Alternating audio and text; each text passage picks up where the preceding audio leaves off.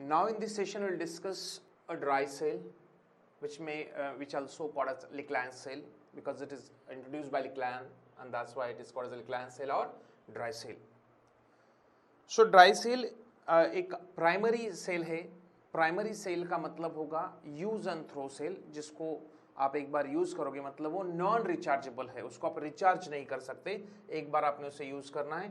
Once discharge, जब जैसे वो डिस्चार्ज हो जाता है तो हमें नए सेल से उसे क्या करना पड़ता है, रिप्लेस करना पड़ता है. No doubt it is electrochemical cell, जहां पर हम गैल्वानिक सेल भी कह सकते हैं, जिसमें chemical energy is converted into electrical energy. जो केमिकल एनर्जी इलेक्ट्रिकल एनर्जी में कन्वर्ट होती है उतना पोटेंशियल वहाँ पर जनरेट होता है. प्राइमरी सेल होने के कारण यहाँ पर वोल्टेज प्रोड्यूसिंग कैपेसिटी कम रहेगी. ये नॉन रिचार्जेबल सेल है. केमिकल रिएक्शन इसमें होती है इरिवर्सिबल होती है, मतलब एक वंस द रिएक्शन कंप्लीट, जैसे रिएक्शन कंप्लीट हो जाएगी आपका जो सेल है वो डिस्चार्ज हो जाएगा, जिसको आप रिचार्ज नहीं कर सकते हैं. और सबसे इंपॉर्टेंट, इसका वोल्टेज प्रोड्यूसिंग कैपेसिटी क्या है, कम रहेगा, क्योंकि ये प्राइमरी सेल का एग्जाम्पल है. सो प्राइमरी सेल में डैनियल सेल लीजिए, ड्राई सेल ले लीजिए, दिस आर द एग्जाम्पल.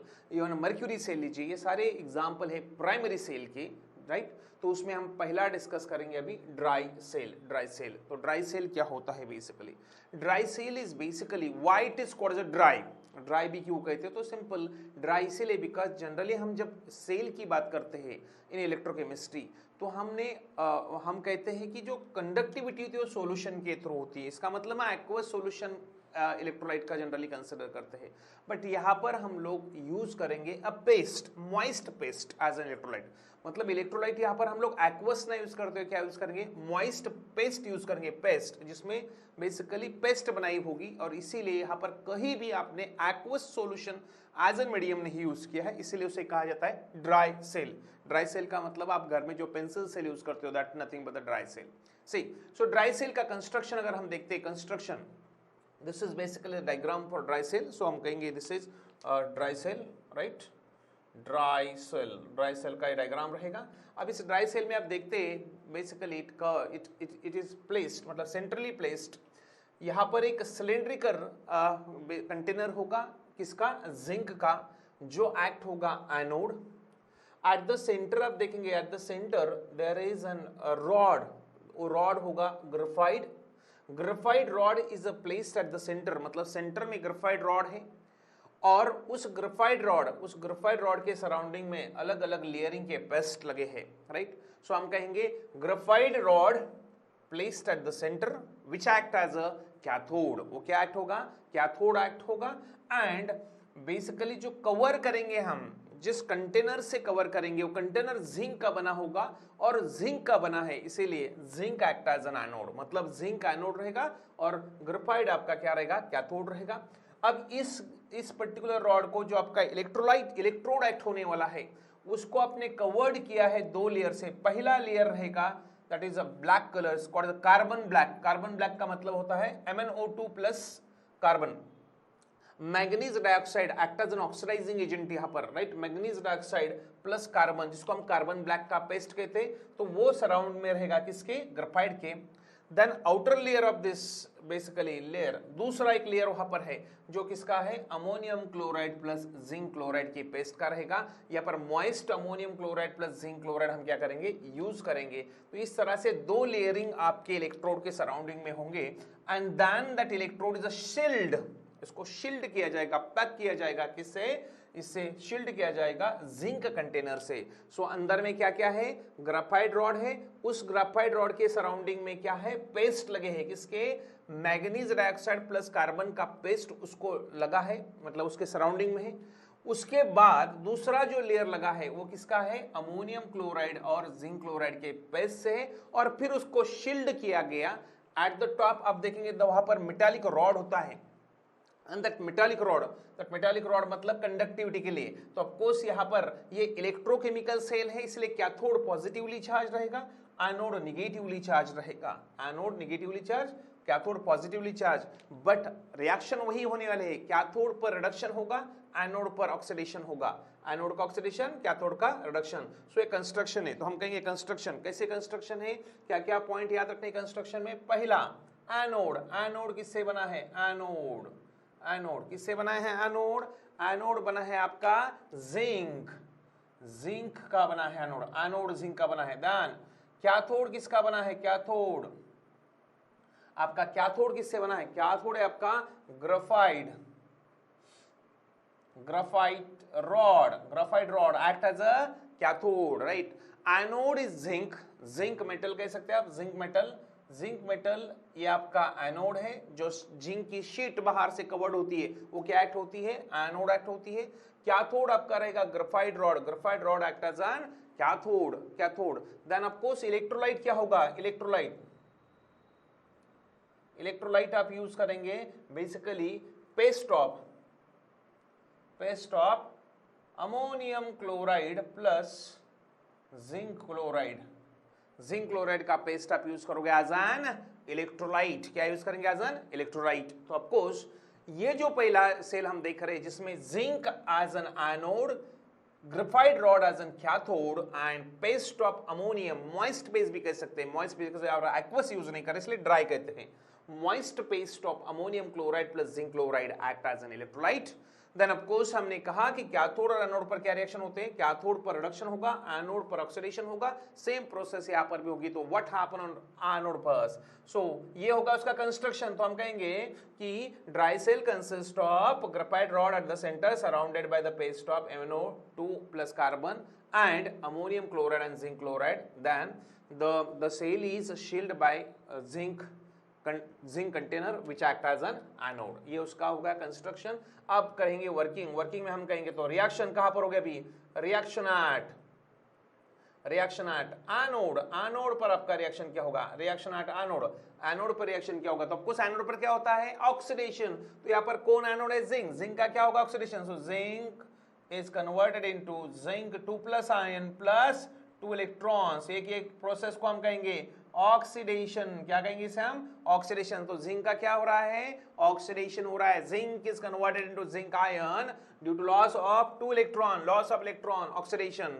तो आपको जिंक का ऑक्सीडेशन हो रहा है because zinc act as an anode. तो एनोड पर क्या होता है? ऑक्सीडेशन होता है। दूसरा रिएक्शन, अब कहां पर रिएक्शन? एट कैथोड, कैथोड पर क्या रिएक्शन होगी? तो कैथोड पर रिएक्शन होगी आपकी, हम यहाँ पर बैलेंस केमिकल रिएक्शन लिखेंगे। कैथोड क्या ले रहे हैं हम लोग? MnO2 जो ऑक्सीडाइजिंग एजेंट एक्ट होने वाला है। तो वो क्या होगा? वो उसने जिंक को ऑक्सीडाइज किया, लेकिन उसका खुद का क्या होगा? उसका खुद का रिडक्शन होगा। तो ऑफकोर्स MnO2 प्लस, अब ये अमोनियम क्लोराइड होगा, स्प्लिट हो जाएगा NH4 plus Cl minus. So of course यहाँ पर होगा NH4 plus, right, plus 2 electrons because process क्या हो रही है? क्योंकि जो जिंक जो इलेक्ट्रॉन देगा उसे MnO मतलब यहाँ पर MnO2 इलेक्ट्रॉन लेगा और ऑफ कोर्स उसका क्या होगा? खुद, उसका खुद का क्या होगा?